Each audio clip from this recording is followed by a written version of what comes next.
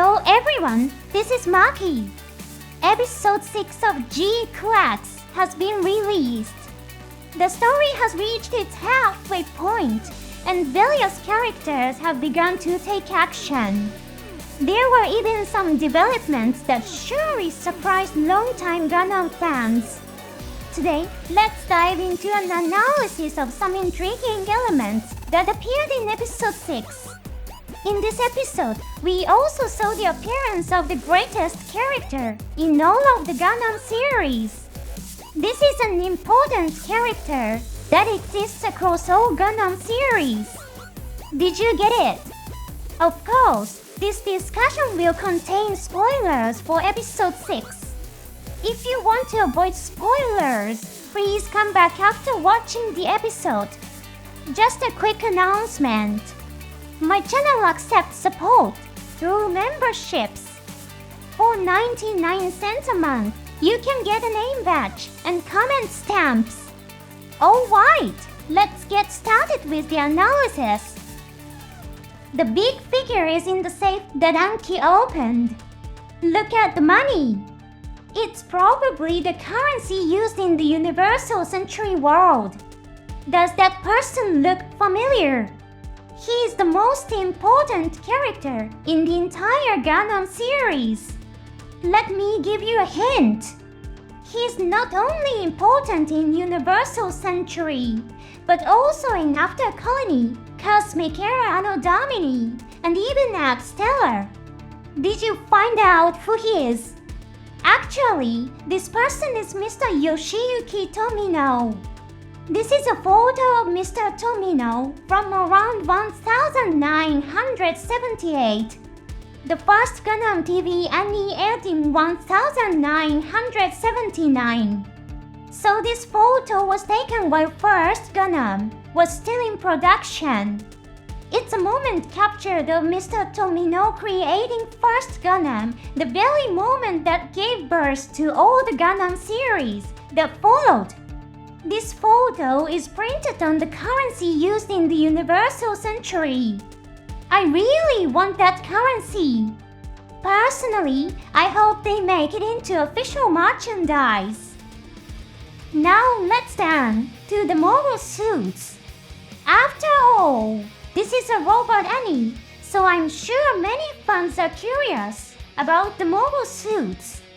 In episode 6, there were no battle scenes outside of the preview footage. However, during the story, the word Psycho Gunnam was mentioned by one of the characters. And the preview showed a mobile suit that appeared to be a Psycho Gunnam. By the way, let's take a look at something other than the Psycho Gunnam. Can you see what looks like a mobile suit leg on the left side? If the Psycho Gunnam is participating in the clan battle, this could be its partner. The blue color stands out, doesn't it?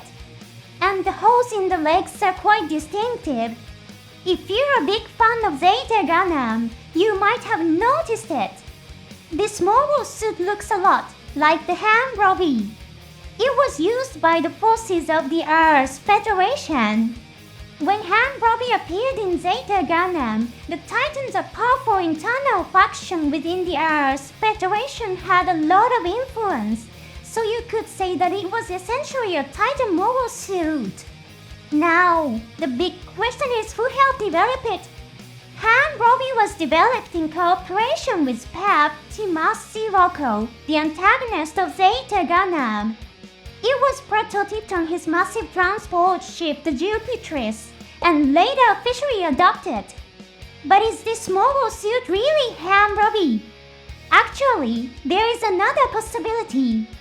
It could be mechas. Mechas also appeared in Zeta Gunnam and is the design predecessor of the Weasel, seen in Gunnam Unicorn.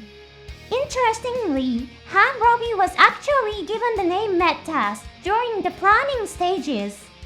Isn't this similar to how in GQuuuuuuX, a mobile suit that looks like a gym was named Galgug?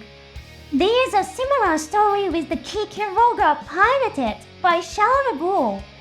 In the Tomino memo, a set of early concept Notes written by Mr. Yoshiyuki Tomino. The name Kikeroga appears, but the memo doesn't describe its specific design. It just says a machine similar to the Brobro. And in GQuuuuuuX, Kikeroga was given a design that reinterprets the Brobro. Also, in the pamphlet for beginning, director Maki said that if Paptimas Sirocco appeared, the overall balance of the story would shift drastically, so the setting was set in a time before his return. So if a mobile suit like Handbroby appears, does that mean Sirocco has returned? There's a lot to be excited about with this mobile suit. Now let's talk about the Psycho Gunnam. This was also an enemy mobile suit that appeared in Zeta Gunnam. In fact, in the original Universal Century, it's classified as mobile armor with the ability to transform into a mobile suit. So Psycho Gunnam is actually a mobile armor. It's about 40 meters high. That may sound huge, but compared to the main Gunnam, it's only about twice as big. It's not overwhelmingly massive. Even in Zeta Gunnam, there were many scenes where it didn't look that big compared to the surrounding buildings.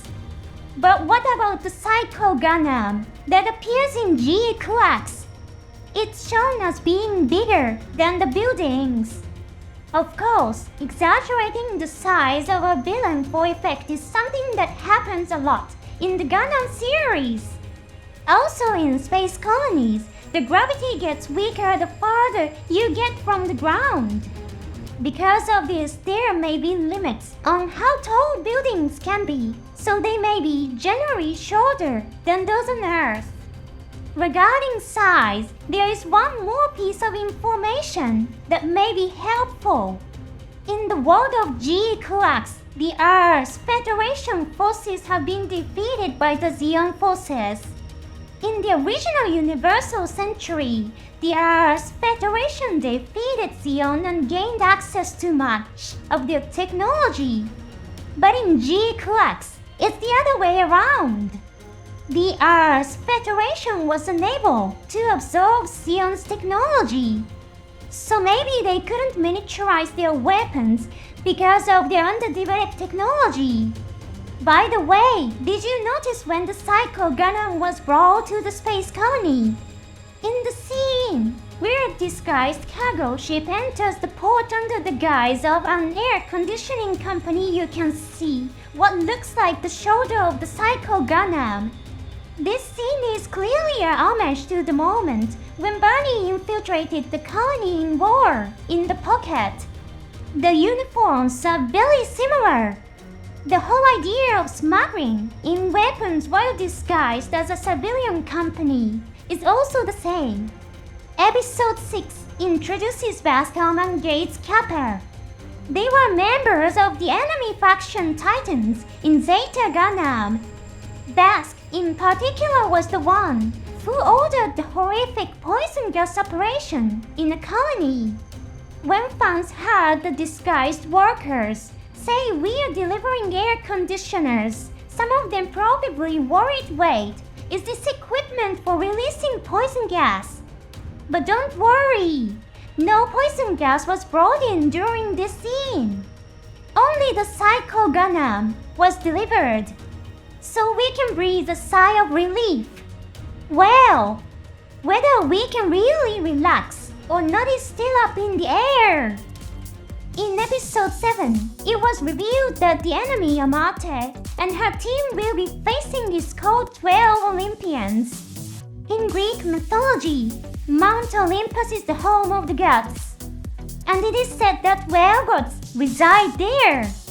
There's also a story where these 12 Olympian gods defeat an older generation of gods. These old gods are called Titans. This is definitely reminiscent of the Titans of Zeta Gunnam. Perhaps the name implies that this new group surpasses the Titans. There are other intriguing details as well. a girl named Murosame appeared as something of a partner to Gates Kappa. In Zeta Gunnam, the new type research facility was called Murosame Laboratory. And the cyber new types created there were given numbers instead of names. One of the heroines of Zeta Gunnam, Murosame, was given the number 4 as her name. So could do be related to a number as well. In French, the numbers 1, 2, and 3 are called down deux and trois respectively.